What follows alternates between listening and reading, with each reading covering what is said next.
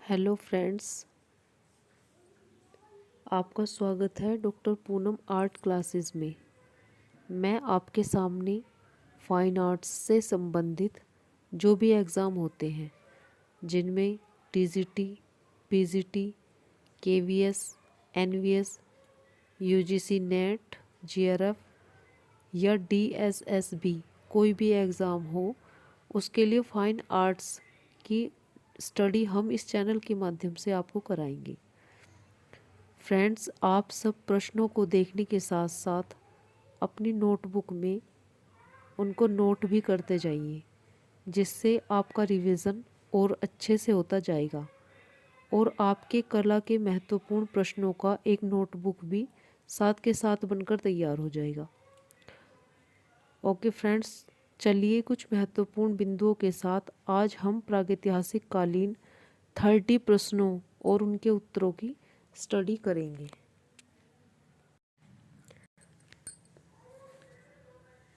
Friends, हम कुछ महत्वपूर्ण बिंदुओं को पहले बता रहे हैं, जिनमें मैंने 3 बिंदु स्टार्टिंग में लिए हैं आपके लिए, जिनमें प्रागैतिहासिक काल का समय यानी कि प्रागैतिहासिक कालीन जो समय है हमारा वो माना गया है 50,000 ईस्वी पूर्व से 3,000 ईस्वी पूर्व तक। और सेकंड जो हमने बिंदु लिया है वो है आधे ऐतिहासिक काल। प्रागैतिहासिक काल के बाद आधे ऐतिहासिक काल का समय आता है, जिसका समय 3,000 ईस्वी पूर्व से 1500 ईस्वी पूर्व तक माना गया है। इस काल को सिंधु सभ्यता के नाम से भी जाना जाता है। थर्ड पॉइंट पर है हमारा ऐतिहासिक काल। ऐतिहासिक काल का जो समय है वो 1500 ईस्वी से 600 ईस्वी। इसमें मैंने ऐड करना भूल गई हूँ। इसमें ऐतिहासिक काल जो है हमारा वो 1500 ईस्वी पूर्व से 600 ईस्वी पूर्व तक के पश्चात इसे माना गया है।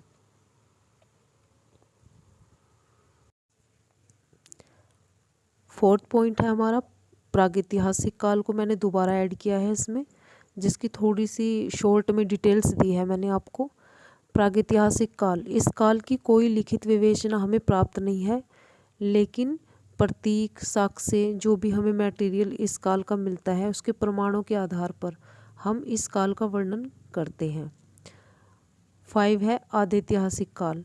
इस काल की लिखित विवेचना हमें मिलती नहीं है, लेकिन उन्हें पढ़ा नहीं जा सकता। प्राप्त तो होती है, लिखित जो विवेचना है आधे ऐतिहासिक काल की वो मिलती है, लेकिन उसे पढ़ा नहीं जा सकता, उसकी लिपि हम नहीं पढ़ सकते। जैसे उदाहरण के लिए सिंधु सभ्यता की लिपि, सिंधु सभ्यता की लिपि को पढ़ा नहीं जा सकता। इस काल में ब्रोंज और कांस्य का उपयोग हुआ है, इसलिए इस काल को ब्रोंज कांस्य युग भी कहा जाता है। ऐतिहासिक काल वह काल है जिसकी लिखित विवेचना भी प्राप्त है और उसे पढ़ा भी जा सकता है। इस काल में ही वेद ग्रंथ लिखे गए हैं तो उनको पढ़ा जा सकता है। जैसे उदाहरण के लिए वैदिक काल, वेदों को पढ़ा गया है और वेदों को लिखा भी गया है। यानी कि ऐतिहासिक काल में हम जो भी हमें लिखित जो वेद ग्रंथ मिलते हैं उनको हम आसानी से पढ़ सकते हैं और समझ भी सकते हैं। अब हम प्रागैतिहासिक काल के कुछ महत्वपूर्ण प्रश्नों को देख लेते हैं। 30 क्वेश्चन मैंने ऐड किए हैं इसमें, जो आपके लिए बहुत उपयोगी हैं। फर्स्ट नंबर पर, अजंता गुफा में भित्ति चित्रण का कौन सा विधान दृष्टिगत होता है? अजंता में जो भित्ति चित्रण जिस तकनीक से, जिस विधान से बनाया गया है वह कौन सा माध्यम है? तो इसमें मिश्रित विधि में इसमें चित्रों का निर्माण, भित्ति चित्रों का निर्माण किया गया है। सेकंड, सिगिरिया गुफा के अंतर्गत कुल कितने अंतः कक्ष प्राप्त हुए हैं? इसमें 6 अंतः कक्ष हमें प्राप्त होते हैं। थर्ड में लिखा हुआ है कि हिंदू धर्म से संबंधित चित्र जो हिंदू धर्म को दर्शाते हैं वो चित्र सर्वप्रथम हमें किस गुफा से प्राप्त होते हैं? तो ये हमें मिलते हैं बादामी गुफा से। ओके, बादामी गुफा।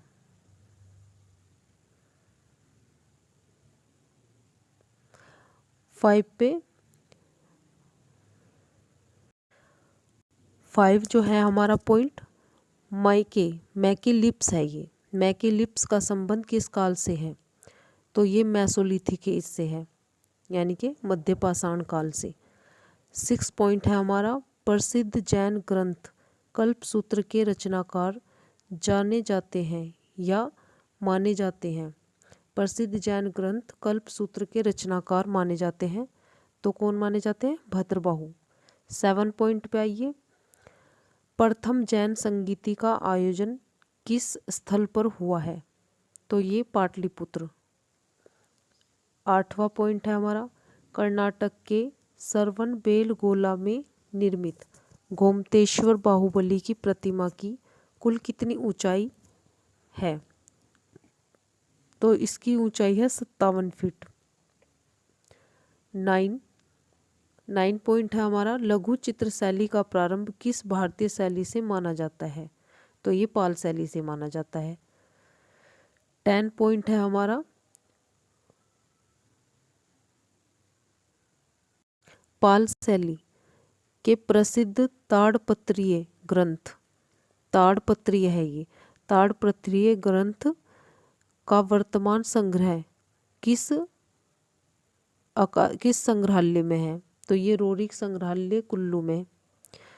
11 पॉइंट है हमारा, भारत का प्रथम चित्र ताड़पत्र ग्रंथ कौन सा माना जाता है? यह ज़्यादातर प्रश्न आया हुआ भी है टीजीटी पीजीटी में, ज़्यादातर इसका सभी को पता है। तो ये है अष्टसहस्त्री का प्रज्ञा पारमिता। फिर 12 नंबर पर हमारा है, तनखा शैली का विश्वविद्यालय केंद्र कौन सा माना जाता है? तिब्बत। 13 पॉइंट है हमारा, राजस्थानी शैली को हिंदू चित्रकला के नाम से किसने संबोधित किया था? यानी कि राजस्थानी शैली जो थी हमारी, तो उसका सबसे पहले जो नाम रखा था उसका हिंदू चित्रकला, वो किसने लिखा था या किसने उसको बोला था कि ये हिंदू शैली है, हिंदू चित्रकला है? NC मेहता। भारत सरकार द्वारा राजस्थान नाम कब स्वीकार किया गया? नवंबर 1956। कृष्ण व उनकी 8 गोपियाँ हाथी के रूप में प्रसिद्ध चित्र किस शैली में है? 15वां पॉइंट है हमारा ये, कृष्ण व उनकी 8 गोपियाँ हाथी के रूप में प्रसिद्ध चित्र किस शैली का है? तो ये शेखावटी शैली। 16वां पॉइंट है हमारा, बहाव चित्रकार किस शैली से संबंधित है?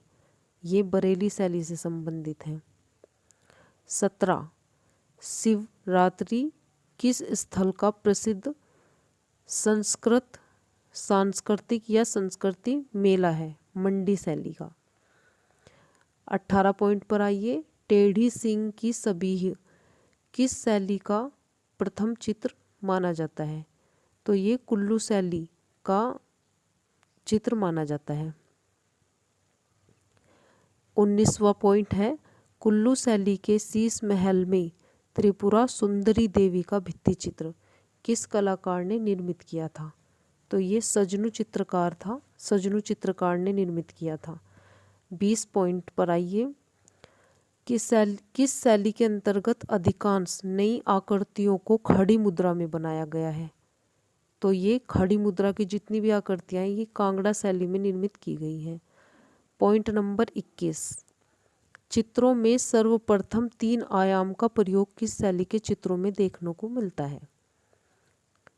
चित्रों में सबसे पहले 3 आयाम का प्रयोग किस शैली में मिलता है? तो ये मिलता है मंडी शैली में। हट दोस्तों, ये हमीर हट है, अबीर लिखा हुआ है ना जहाँ पर। 22वां पॉइंट, हमीर हट चित्रावली में सजनू ने कुल कितने चित्रों का निर्माण किया था? सजनू ने अमीर हट चित्रावली में 21 चित्रों का निर्माण किया था। 23वां पॉइंट है, कहारों के पैरों में पोल्डियाँ यानी कि पहाड़ी जूतियाँ किस शैली के चित्रों में दृष्टिगत होती है? किस शैली में होती है ये? मंडी शैली में। 24 पॉइंट, स्त्रियों व पुरुषों के मस्तक पर चंदन का टीका किस शैली के चित्रों की प्रमुख विशेषता रही है? तो यह है गढ़वाल शैली की विशेषता रही है। 25वां पॉइंट है हमारा, गढ़वाल चित्र शैली का प्रमुख चित्रण विषय क्या है? पुराण। गढ़वाल चित्र शैली में अधिकांश पुराणों पर ही चित्रण किया गया है, तो इसलिए इसका जो आंसर है वो पुराण रहेगा। 26 पॉइंट है हमारा, आंख मिचौली विषय पर किन चित्रकारों ने चित्रण किया, या किन चित्रकारों के आंख मिचौली विषय पर संबंधित चित्र अत्यधिक प्रसिद्ध रहे हैं? तो वे हैं मनकू और फ्रांसिस्को डी गोया। इन दोनों चित्रकारों के आंख मिचौली विषय पर चित्रण काफ़ी प्रसिद्ध रहा है। 27वां पॉइंट है, कुल्लू शैली के किस राजा ने विदेशी यात्री J.C. फ्रेंच को चित्र दिखाए जिससे वह शैली समाज में उद्घटित यानी कि प्रसिद्ध हो सकी? तो दिखाए थे भगवंत सिंह को। भगवंत सिंह ने दिखाए थे J.C. फ्रेंच को। 28वां क्वेश्चन है हमारा, ब्रह्मोर और छत्रानी के मंदिर किस स्थान पर प्राप्त होते हैं? ब्रह्मोर और छत्रानी के मंदिर किस स्थान से प्राप्त होते हैं? चंबा और हिमाचल प्रदेश से। 29 पॉइंट है हमारा, फ्रांसीसी यात्री उजफलवी किस राजा के समय काल में चंबा आया था? तो यह कब आया था? राजा श्याम सिंह के समय में। 30 जो हमारा ये क्वेश्चन है, ये लास्ट क्वेश्चन है हमारा। मैं 30 ही क्वेश्चन मैंने आज किए हैं रेडी, वही मैंने आपके लिए रेडी किए थे। 30 क्वेश्चन। Doctor J.P.H. बेगल ने किस संग्रहालय की स्थापना में सहयोग दिया? Doctor J.P.H. बेगल ने किस संग्रहालय की स्थापना में सहयोग दिया? राजा भूरी सिंह संग्रहालय की जो स्थापना थी उसमें इन्होंने सहयोग दिया था। दोस्तों, अगर यह 30 क्वेश्चन है, ये 30 क्वेश्चन अगर आपको उपयोगी लगे हों और आपको ये वीडियो अच्छी लगी हो तो लाइक और शेयर सब्सक्राइब ज़रूर करना।